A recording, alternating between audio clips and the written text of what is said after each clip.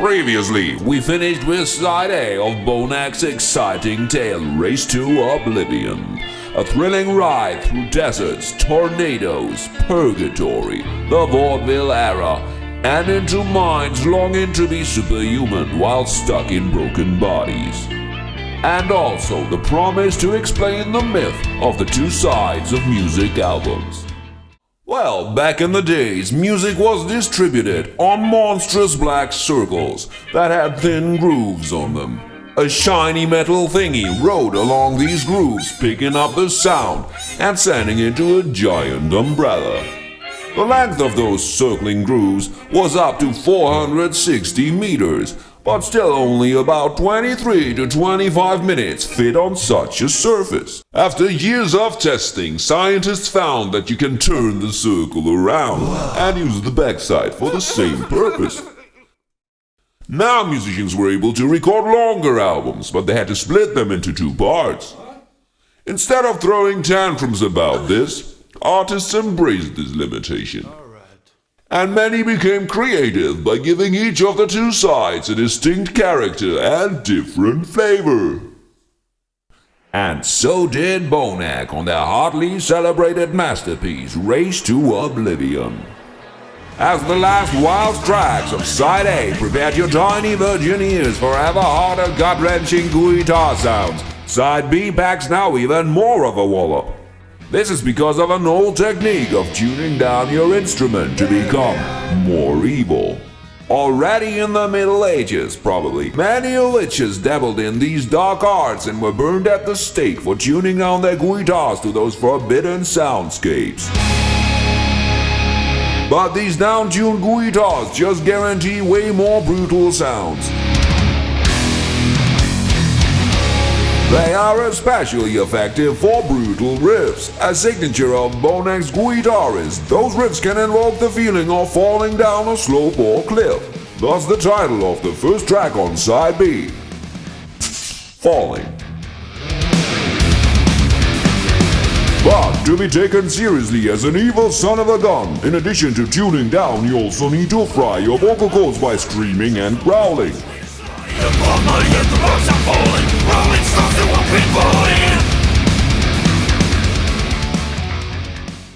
Side B rolls on with Rolling, an anthem designed for grand stadiums that guitar bands used to play in the before times. And so did Bonak, as you can clearly see from this footage.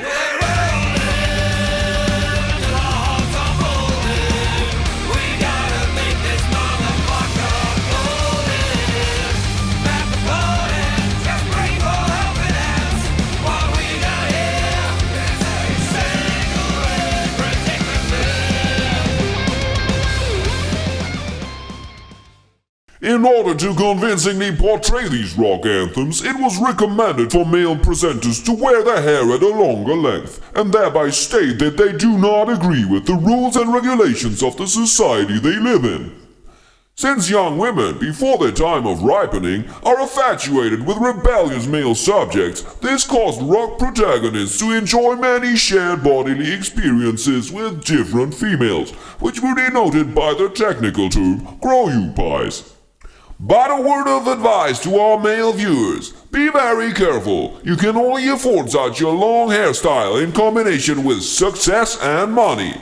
Without those elements, the long hair will probably work to your disadvantage and might leave you without any coital partner at all, doomed to a life of gloom and loneliness. If you still dare to risk the life as a long-haired male primate, you can at least experience other benefits. The long hair can be used to be shaken rhythmically to the matches of the music, or even be swung in circles at high rounds per minute to create a windmill effect.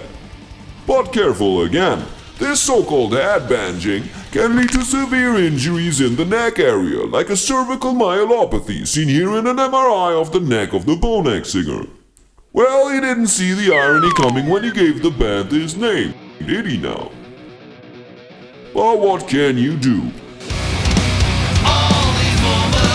You have to rock on, and maybe no track on the album rocks as hard as track number 12, or 3 on Side B if you like, the dark horse of the album. Unfix My Eyes. So no intentions are lasting long enough. What I am doing here is me. I'm tough, if only I was not so whole. I would commit to please my taste. But skin sounded just to make me So faint. you will have to let me go. Cause I cannot unfix my eyes from the clock. This track has been mercilessly kicked into submission and overproduced for so long that it might have accidentally become the best track on the whole CD. A CD? Now what is that? Well, before Spotify made sure musicians don't get money for their music, there were record producers doing this job. For having the music pressed onto the large black circles first, and later small silver circles, and distributing the physical containers to the paying customers, they generously took 90% of the money so that the artists could keep focusing on their music. The customers would place such a silver circle called CD or concrete dish into specific players designed for this purpose. Just ask your grandparents. They might still own such a device, and should you decide to purchase Bonex's almighty album, you will find such a physical round shape in the wrapping that you can play on your grandparents' concrete dish player. What an experience! Should you find more of these objects in your house or at your grandparents' house, you can now dispose of them without hesitation, since this is the only round silver shape you will ever need henceforth. The last tracks of the music album often are special songs. For the penultimate track, Bonex decided to remix their biggest hit, which featured a video viewed by thousands of people. The video shows a journey through the four elements, exploring the outskirts of the human brain reached through the enjoyment of certain substances, or through the precursor of sleeping cycles. Extraordinary states in which the brain finds connections to the wisdom of the hive mind. With all the makings to become a hard rock anthem, this track did not do that. But thank God the remix is now here, so Bonex will have a video with better sound and considerably less views. Bring that thing back. My brain is at its best when I am doing it to the track. Next time that I'm high, I will just want to make a bomb on a racetrack, so I can light without looking for the deal in the record stack. But oh, the rules just won't apply for a straight edge. For the final track of an album, it has been a very short tradition to pick the song of another artist and play it in your own style, so that the people realize it is not your playing why you're unsuccessful, but your writing. This cover song should be the rendition of a well-known popular hit to help your marketing. So of course Bonex chose the track only known to listeners of the late 1990s era of house music.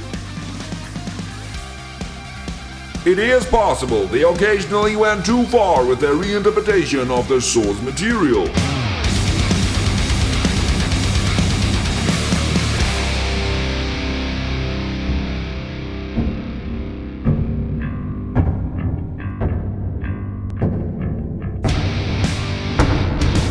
So deep that I can't sleep. The pills are cheap, but the bills are steep. So all like if the who's on his life try to snooze, but who's dreaming? I mean, this is win or lose. Put down the drink, try not to think, let it go. Fundamental movement below while your reality's dreaming. Just below my skin, I'm screaming.